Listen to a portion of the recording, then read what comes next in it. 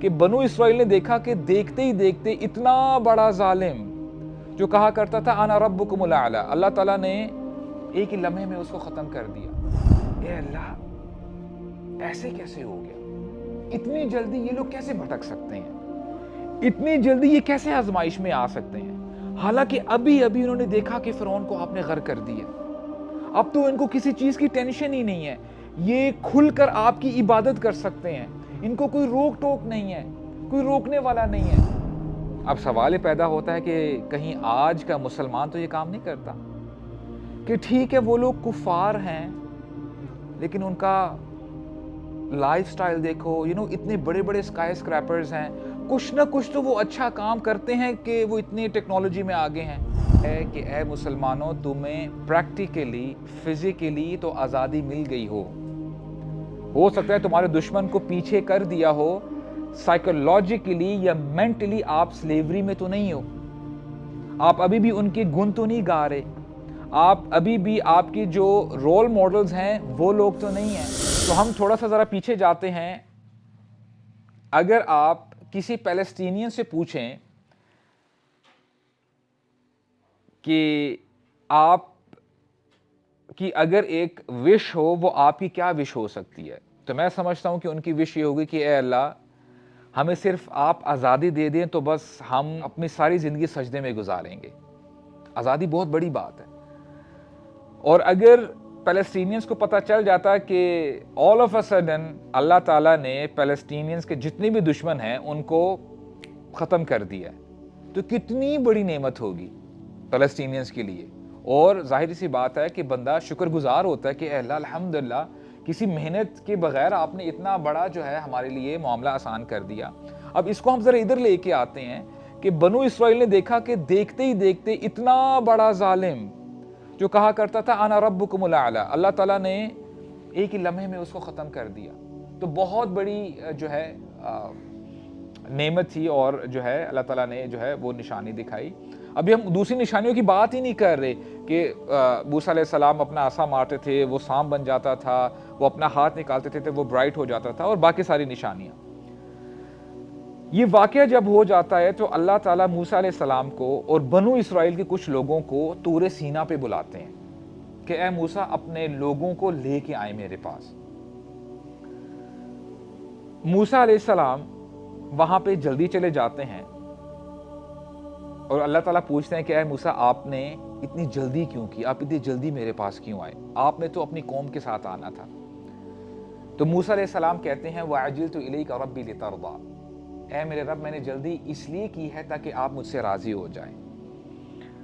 अगर एक प्रोफेसर है वो अपने स्टूडेंट को एक टास्क देता है, प्रोजेक्ट है कि आप बेटा आपने ये 2 महीने में करके आना है, और वो स्टूडेंट एक ही हफ्ते में करके आ जाता है और अपने प्रोफेसर के सामने रखता है, सर ये ले, तो प्रोफेसर डेफिनेटली खुश होगा कि ये लायक बच्चा है।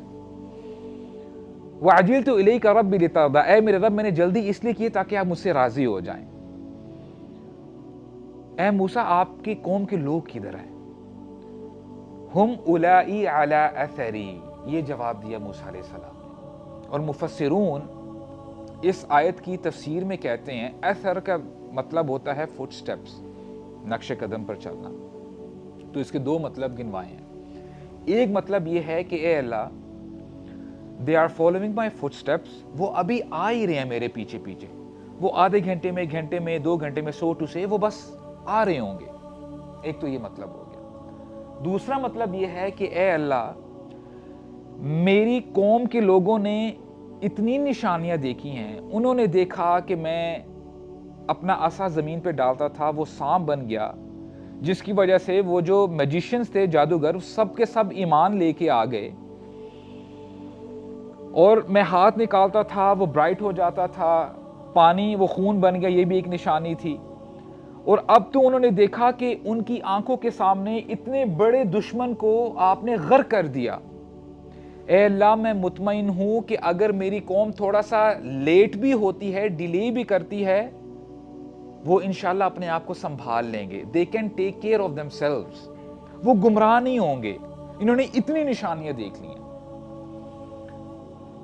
अल्लाह ताला जवाब देते हैं, ए मूसा, आपके यहाँ पे आने के बाद आपकी कौम फितने में पड़ गई है। फितने का मतलब होता है टेस्ट, अब वो आजमाइश में पड़ गई है। एंड आई एम एज्यूमिंग, ये मैं अपनी तरफ से बात जो है बता रहा हूं, मूसा अलैहिस्सलाम मस्ट बी थिंकिंग, ए अल्लाह ऐसे कैसे हो गया, इतनी जल्दी ये लोग कैसे भटक सकते हैं, इतनी जल्दी ये कैसे आजमाइश में आ सकते हैं, हालांकि अभी अभी उन्होंने देखा कि फिरौन को आपने गर्क कर दिया, अब तो इनको किसी चीज की टेंशन ही नहीं है, ये खुलकर आपकी इबादत कर सकते हैं, इनको कोई रोक टोक नहीं है, कोई रोकने वाला नहीं है, आपकी इबादत करें, आपको याद करें, सजदा शुक्र करें। ए मूसा, आपकी कौम फितने में पड़ गई है। अब ये यहां पे मामला हुआ। अब मैं थोड़ा सा आपको जबल तूर से नीचे लेके आता हूं। यहां पे बनु इसराइल है, कौम है, और एक शख्स है सामिरी। अल्लाह ताला ने इस शख्स का हमें नाम बताया जिसका नाम है सामिरी। आपने नाम सुने सामिरी का? ये एक इंपॉर्टेंट फिगर है या कैरेक्टर है कुरान मजीद में। अल्लाह ताला कुरान मजीद में जब हमें वाक़ियात सुनाते हैं, हमें निटी ग्रिटीज में लेके नहीं जाते कि इस शख्स का ये नाम था, ये फलां जगह रहा करता था, इसके पेरेंट्स ये थे, वगैरह वगैरह नहीं। अल्लाह ताला मैसेज देते हैं और फिर अगली बात को कंटिन्यू करते हैं।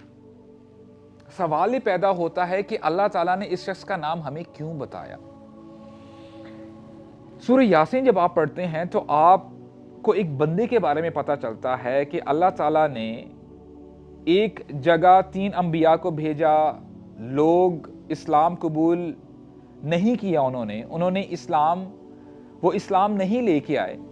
ये शख्स दावत देता है, कहता है कि ए मेरी कौम के लोगों, इन अंबिया की बात सुनो। लोगों ने क्या किया? लोगों ने इस बंदे को शहीद कर दिया और इसको अल्लाह ताला ने जन्नत में दाखिल कर दिया। क़ील उदख़ुलिल जन्नह क़ाल या लैत क़ौमी यअलमून। इससे कहा गया कि जन्नत में दाखिल हो जाओ, और उसने कहा कि ए काश मेरी कौम के लोग जान लेते। तो यहां से हमें 2 बातें पता चल गई कि एक तो ये शहीद है और दूसरा इसको जन्नत में दाखिल कर दिया। क्या शहीद होना और जन्नत में दाखिल हो जाना ये छोटी बात है? ये बहुत बड़ी बात है, बहुत बड़ी बात है। ये तो सेलिब्रिटी है बंदा, राइट? अल्लाह ताला ने हमें इस बंदे का नाम नहीं बताया। वजा मिन अक्सल मदीनती रजुलुन, कि एक शख्स था, वो भागा भागा आया और अपनी कौम की तरफ उसने जो है तवज्जो दी और उनको दीन की तरफ बुलाया। कुरान मजीद क्या कहता है? रजुलुन आमन। ये कॉमन नाउन है, आमन, it could be any man. क्या वजह है फिर अल्लाह ताला ने हमें सामिरी का नाम बताया है? वो इसीलिए बताया है कि ए लोगो, हो सकता है सामिरी जो हजारों साल पहले आया था, सामिरी तो मर गया, वो चला गया, लेकिन सामिरी जैसे लोग आज भी एग्जिस्ट करते हैं। You have to keep your eyes open. तुमने देखना है कि कहीं ये सामिरी वाला काम तो नहीं कर रहा। और सामिरी ने क्या किया था? उसने जब देखा कि कौम ने ना बहुत भारी बोझ उठाया हुआ था, तो पूछा कि ये क्या है? कि जी ये सोना है और हमारे ट्रेजर्स हैं। अच्छा, इसको मेरे पास लेके आओ, तुम ये मुझे दे दो और इसकी जगह मैं तुम्हें वो दूंगा जो तुम्हें चाहिए। गिव एंड टेक वाला मामला। तो कौम ने कहा ठीक है। एक गड़ा खोदा गया, उन्होंने जो है अपना सोना उस गड़े में डाला, इसने उसको गर्म किया, मेल्ट किया, और फिर इसने शक्ल बना दी किसकी? गाय की बना दी, गाय की शक्ल बना दी। अब यहां पे सर रुक जाइए। इस्लाम का और गाय का दूर दूर तक कोई रिलेशन है? नहीं है। हाँ, रिलेशन है गाय का किस कल्चर के साथ? इजिप्शियन कल्चर के साथ। जैसे ही उसने ये बछड़ा बनाया, गाय बनाई, तो कौम ने क्या किया? उसकी इबादत करना शुरू कर दी, उसकी इबादत करना शुरू कर दी। यहां से हमें ना बड़े लेसन्स मिलते हैं। एक लेसन तो ये है कि जो बनु इसराइल थे, उस जमाने के मुसलमान थे, वो अपने दुश्मनों से नफरत करते थे कि देखो फिरौन अच्छा बंदा नहीं है, ये लोग अच्छे नहीं है, ये बड़ा जुल्म करते हैं हमारे ऊपर। At the same time they loved their culture. उनको उनका कल्चर बड़ा पसंद था। the way they dress, the way they walk, उनके जो इंफ्रास्ट्रक्चर थे, उनके जो मॉन्यूमेंट्स थे, और वो इतना इंस्पायर हो गए हुए थे, यहाँ तक कि जो उनकी आइडियोलॉजीज थी, जिनकी वो इबादतें करते थे, ये उनसे भी इंस्पायर्ड थे। इसीलिए वो अपने दीन को भूल गए और उनकी आइडियोलॉजी को उन्होंने एक्सेप्ट कर लिया। अब सवाल ये पैदा होता है कि कहीं आज का मुसलमान तो ये काम नहीं करता कि ठीक है वो लोग कुफार हैं, लेकिन उनका लाइफस्टाइल देखो, इतने बड़े बड़े स्काई स्क्रैपर्स हैं, कुछ ना कुछ तो वो अच्छा काम करते हैं कि वो इतनी टेक्नोलॉजी में आगे हैं। हम तो ऐसी बातें शायद नहीं करते, राइट। और सुभान अल्लाह, one of my friends, he came from some European country, और अमूमन ऐसे होता है जहाँ पे आप रह रहे होते हो ना, आप उस इलाके की बड़ी अच्छी अच्छी बातें करते हैं, उनका लॉ, उनकी रेगुलेशंस एंड ऑल बड़ी ज़बरदस्त हैं, और ये वैसा करके। इसके साथ साथ उन्होंने मुसलमानों को डिफेम ज़रूर करना होता है, अनफॉर्चुनेटली, कि यार मुसलमान को उनका कोई दीन ईमान नहीं है, ये नहीं है, वो नहीं है। तो point to be noted is, मैंने उनको बड़ी एक एग्जांपल दी, फिर अपनी बात की तरफ आगे जाएंगे, ये खामखा बीच में बात आ गई। मैंने कहा कि हमारे पॉलिटिशियंस थोड़ी देर के लिए ज़रा उन कंट्रीज़ में ले जाएं और पाकिस्तान में आप लॉ एंड ऑर्डर मेंटेन कर लें, तो क्या होगा? चेंज हो जाएगी ना सिचुएशन, राइट। तो वहाँ का हाल वही होगा जो आज हमारा हो रहा है, और यहाँ पे अगर लॉ एंड ऑर्डर आ जाएगा तो फिर यहाँ पे अल्हम्दुलिल्लाह सब कुछ ठीक हो जाएगा। तो that is the thing which we have to ponder on. तो बहरहाल मूसा अलैहिस्सलाम जो है गुस्से की हालत में, रंज की हालत में वापस आते हैं और कहते हैं, मा खतबुका या सामरी, सामरी तूने ये क्यों किया?